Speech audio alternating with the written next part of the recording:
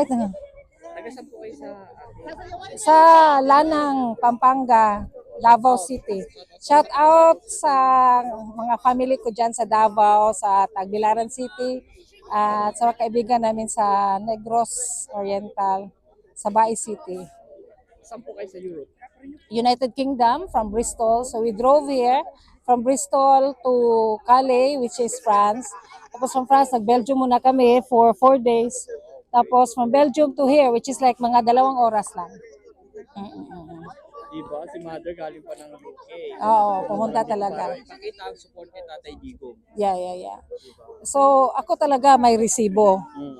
Based on experience. Kasi we originally came from Tagbilaran City, Bohol. So doon ako nag-aral ng elementary at high school. Tapos nag-university ako sa Dumaguete, which is Negros. Ang husband ko is from Cebu and from Negros din siya, yung iba-ibang ano. So, in my childhood, mga kababata ko, lalo na yung mga 1 year lower sa akin, mga younger sa akin. Ngayon, balikan natin no, ang history.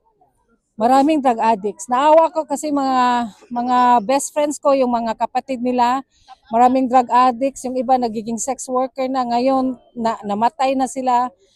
Kaya tapos ikot ako diyan, lalo na pag ako magbakasyon. Punta ako sa Davao, wala akong kapitbahay, kakilala ni isa. Over my kahit ano nyo pa ako ngayon, kahit makilatan pa, mag-lightning pa ngayon. Wala ko ni isang kilala na drug addict sa Davao City. Pero punta ako ng Tagbilaran, ang dami kong kakilala, mga neighbors namin, mga younger generation sa akin, namatay na or wasted lives because of drugs. Punta ako sa lugar ng husband ko, mga kabarkada niya, mga ex-drug addicts, mga ex-convict because of drugs. Punta naman ako sa Negros noon, nag-high school ako, nag-university, ang dami namin kakilala na ano talaga siya. Yung mga drug addicts ba, hindi nakatapos ng university dahil lulong sa droga.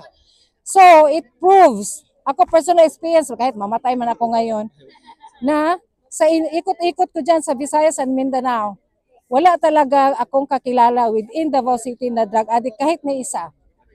So, kaya nasayangan ako kung saan nangyari kasi yung mga lower generation sa akin, para ko na rin yung mga kapatid yon, kasi mga kapatid ng mga best friend ko, naalagaan ko rin ng ilang taon, nakikita ko lumalaki sila. Ngayon, tulala or nasa kulungan na. Kaya sayang, kaya I fight for Duterte kahit ganyan siya.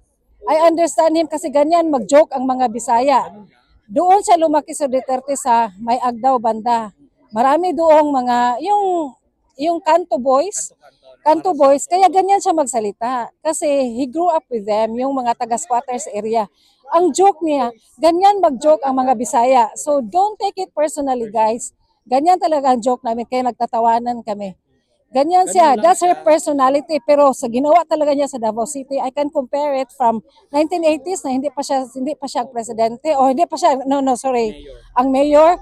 Maraming bombings, hindi ka pwede maglakad sa Davao City na kahit naka-glasses ka or naka-ano ka. Experience namin yan. Pag sila na, Duterte na, wala. Kahit ka pa lahat ng alahas isuot mo, kahit anong bag sa... Wala. Kahit, ako ilang beses ako kasi I work as a nurse in Davao City. Naging siya ako sa Davao Doc. Minsan matatapos kami 12, 1 o'clock kasi yung duty. Maglakad ako mag-isa, magsakay ako ng tricycle. Wala. So wala, pero hindi yan noon. Nung elementary ako, mga early 80s, wala. So Duterte, bahala kayo. Basta Duterte ako. Maraming salamat. You're welcome, love. You're welcome. Yeah. Thank you. My pleasure.